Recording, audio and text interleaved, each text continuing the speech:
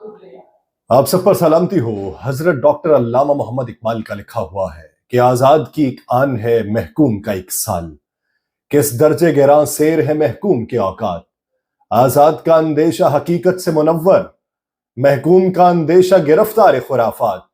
محکوم کو پیروں کی کرامات کا سودا، ہے بندہ آزاد خود ایک زندہ کرامات۔ اقبال یہاں نام نہ لے علم خودی کا، موضوع نہیں مکتب کے لیے ایسے مقالات۔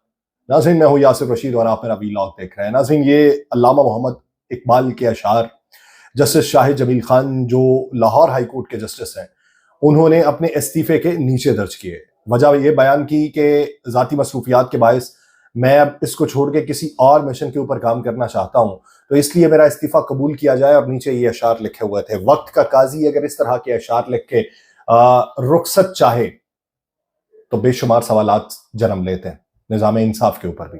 دوسری طرف چیف الیکشن کمشنر سکندر سلطان نے پولنگ کے روز انٹرنیٹ کی بندش کا امکان مسترد کر دیا۔ جمعرات کے روز الیکشن کمیشن میں عام انتخابات کے حوالے سے ہونے والے اہم اجلاس کے بعد چیف الیکشن کمشنر سکندر سلطان راجہ نے صحافیوں سے غیر رسمی گفتگو کی ہے۔ چیف الیکشن کمشنر نے یہ کہا ہے کہ بلوچستان اور کے پی میں امن و امان کی صورتحال سے نمٹا جا رہا ہے۔ الیکشن 8 فروری کو پورے ملک میں ہوں گے، اس میں کوئی ابہام نہیں ہے۔ اور انہوں نے یہ بھی کہا کہ سیکورٹی صورتحال کو بہتر بنایا جا رہا ہے اور پولنگ ڈے پہ انٹرنیٹ کی بندش کے حوالے سے کوئی بات جو ہے وہ زیر غور نہیں ہے۔ انٹرنیٹ سروس کا معاملہ سامنے آیا تو ہمارا E M S offline کام کرے گا، یعنی انہوں نے یہ خدشہ بھی ظاہر کر دیا ہے کہ اگر ایسا کچھ ہوا تو ای ایم ایس جو سسٹم ہے وہ آف لائن کام کرے گا۔ اس زمن کے اندر انٹرنیٹ کی بندش کے حوالے سے مختلف سوشل میڈیا پلیٹ فارمز کے اوپر باتیں گردش کر رہی ہیں کہ ایک روز پہلے سے انٹرنیٹ بند ہو جائے گا اور پھر الیکشن کے ایک روز بعد میں جا کے آن ہوگا۔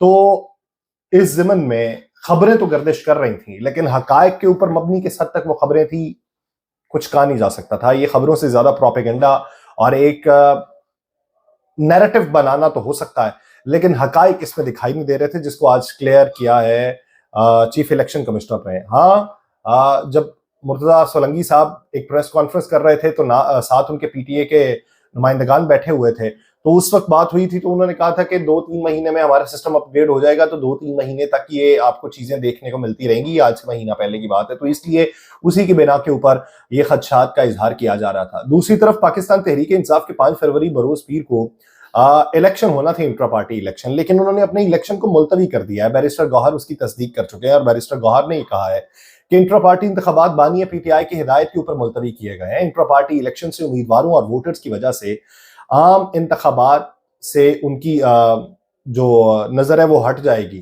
تو اس لیے ہم نے یہ ملتوی کر دی ہے۔ تو پہلے پھر اس کا اعلان کیوں کیا گیا، یا پہلے بانی پی ٹی آئی سے اس بارے میں مشاورت کیوں نہ کی گئی؟ پہلے کیا بغیر مشاورت کے اپنے تئیں یہ فیصلہ کر لیا گیا؟ یعنی آپ کو اس وقت نہیں معلوم تھا کہ نظر ہٹے گی، آپ کو اس وقت نہیں معلوم تھا کہ پریشانیاں ہو سکتی ہیں، آپ کو اس وقت نہیں معلوم تھا کہ اس کے ٹرن آؤٹ پہ فرق پڑ سکتا ہے، اس کے نظام کے اوپر فرق پڑ سکتا ہے، پھر اس کے طریقہ کار کے اوپر سوالات اٹھائے جا سکتے ہیں؟ یا پہلے آپ نے اجازت ہی نہیں لی تھی اور اپنے تئیں یہ اعلان کر دیا تھا کہ انٹرا پارٹی انتخابات ہوں گے، اور کل کے دن جب جیل کے اندر ملاقاتیں ہوئی ہیں تو کسی کے توسط سے یہ پیغام بھجوایا گیا ہے کہ انٹرا پارٹی الیکشن کو ملتوی کر دیا جائے؟ تو ایک طرح سے اقدامات اٹھائیے، آج کے دن اقدامات کچھ اور ہیں، کل کو کچھ اور ہیں، تو پھر دوسروں کو مورد الزام نہیں ٹھہرا سکتے۔ اب وہ لوگ جو یہ سمجھتے ہیں کہ پیسہ چلے گا اس میں الیکشن میں اور پیسے سے سب کچھ خریدا جا سکتا ہے، قارون کا حوالہ دوں گا کہ قارون حضرت موسیٰ علیہ السلام کے چچا یسر کا بیٹا تھا اور بہت ہی شکیل اور خوبصورت آدمی تھا، اس لیے لوگ اس کے حسن و جمال سے متاثر ہو کے اس کو منور کہا کرتے تھے۔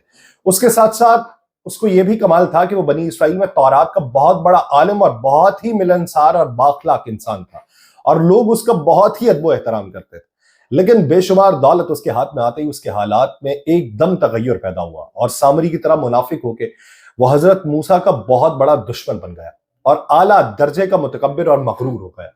جب زکوٰۃ کا حکم نازل ہوا تو اس نے حضرت موسیٰ علیہ السلام کے روبرو یہ عہد کیا کہ وہ اپنے تمام مالوں میں سے 1000واں حصہ زکوٰۃ نکالے گا، مگر جب اس نے مالوں کا حساب لگایا تو ایک بہت بڑی رقم زکوٰۃ کی نکلی۔ یہ دیکھ کے اس پہ ایک دم حرص و بخل کا بھوت سوار ہوا، اور نہ صرف زکوٰۃ کا منکر ہوا بلکہ عام طور پر بنی اسرائیل کو بھی بہکانے لگا کہ حضرت موسیٰ علیہ السلام اس بہانے تمہارے مالوں کو لے لینا چاہتے ہیں۔ یہ اس سے آپ کو نظام سمجھ آئے گا پاکستان کا۔ پوری دنیا میں جہاں پر بھی سرمایہ دارانہ نظام ہے یا جہاں پر بھی دھوس جمائی جاتی ہے اپنے پیسے کی، اپنے اختیار کی، تو کس طریقے سے اس کا انجام ہوتا ہے۔ حضرت موسیٰ علیہ السلام سے لوگوں کو برگشتہ کرنے کے لیے اس نے گھناؤنی چال چلی کہ ایک عورت کو بہت زیادہ مال و دولت دے کے آمادہ بھی کر لیا کہ وہ آپ پہ نعوذ باللہ بدکاری کا الزام لگا دے۔ لیکن عین اس وقت جبکہ حضرت موسیٰ علیہ السلام واز فرما رہے تھے، قارون نے آپ کو ٹوکا کہ فلانی عورت سے آپ نے غلط اقدام اٹھایا ہے، تو حضرت موسیٰ نے یہ فرمایا کہ اس عورت کو میرے سامنے لاؤ۔ چنانچہ وہ عورت بلائی گئی تو حضرت موسیٰ نے فرمایا کہ اے عورت، اس اللہ کی قسم جس نے بنی اسرائیل کے لیے دریا کو پھاڑ دیا اور عافیت و سلامتی کے ساتھ دریا کو پار کرا کے فرعون سے نجات دی، سچ سچ کہہ دے کہ واقعہ کیا ہے۔ اب جب حضرت موسیٰ علیہ السلام نے یہ الفاظ ادا کیے تو حضرت موسیٰ کے جلال سے عورت سہم کر کانپنے لگی اور اس نے مجمع عام میں صاف صاف کہہ دیا کہ اے اللہ عز و جل کے نبی، مجھ کو قارون نے کثیر دولت دے کر آپ پر بہتان لگانے کے لیے آمادہ کیا۔ اس وقت حضرت موسیٰ علیہ السلام آپ دیدہ ہو کر سجدہ شکر میں گر پڑے اور بحالت سجدہ آپ نے یہ دعا مانگی تھی کہ یا اللہ قارون پر اپنا قہر و غضب نازل فرما دے۔ پھر آپ نے مجمع سے یہ فرمایا تھا کہ جو قارون کا ساتھی ہو وہ قارون کے ساتھ ٹھہرا رہے اور جو میرا ساتھی ہو وہ قارون سے جدا ہو جائے۔ چنانچہ کے سوا تمام بنی اسرائیل جو ہے وہ قارون سے الگ ہو گئی۔ پھر حضرت موسیٰ علیہ السلام نے زمین کو حکم دیا کہ اے زمین تو اس کو پکڑ لے، تو قارون ایک دم گھٹنوں تک زمین میں دھس گیا۔ پھر آپ نے دوبارہ زمین سے یہی فرمایا تو وہ کمر تک زمین میں دھس گیا۔ یہ دیکھ کر قارون رونے اور بلبلانے لگا اور قرابت و رشتہ داری کے واسطے دینے لگا، مگر آپ نے کوئی التفات نہ فرمایا، یہاں تک کہ وہ بالکل زمین میں دھس چکا تھا۔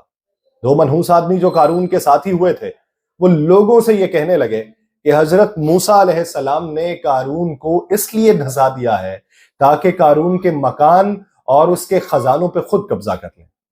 تو آپ نے اللہ تعالیٰ سے یہ دعا مانگی کہ قارون کا مکان اور قارون کا خزانہ بھی زمین میں دھس جائے۔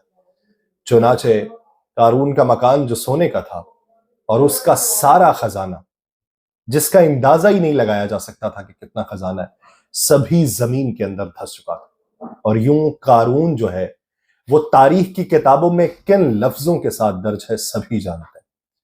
تو آج اگر کسی کو گمنڈ ہے اپنا، آج اگر کسی کو گمنڈ ہے دولت کا، آج کسی کو گمنڈ ہے کسی کو توڑ لینے کا، پیسہ دے کے پیسہ نچھاور کر دینے کا، تو ہدایت جس دن آ گئی اس دن اس ملک کا نظام بھی ٹھیک ہو جائے گا۔ وہ تمام افراد، وہ تمام قبیلہ جو پاکستان میں یا کہیں پہ بھی دنیا میں اپنے بلبوتے کے اوپر ایک نئی تاریخ رقم کرنا چاہتے ہیں، ان کی تاریخیں رقم ہو سکتی ہیں۔ یہی دنیا کا قانون ہے، یہی قدرت کا قانون ہے، اور یہ قانون کبھی تبدیل نہیں ہوگا تا قیامت۔ جس کو عروج ہے اس کو زوال بھی ہونا ہے، جس کا زوال ہے اسے کہیں نہ کہیں عروج بھی ملنا ہے۔